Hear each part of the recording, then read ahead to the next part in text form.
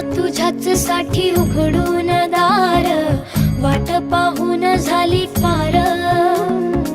चिंता हरून देवा थकला असणार, दे माझ्या खांद्यावर भार. थोडा इथं टेकून जा, घास खाऊन माझ्या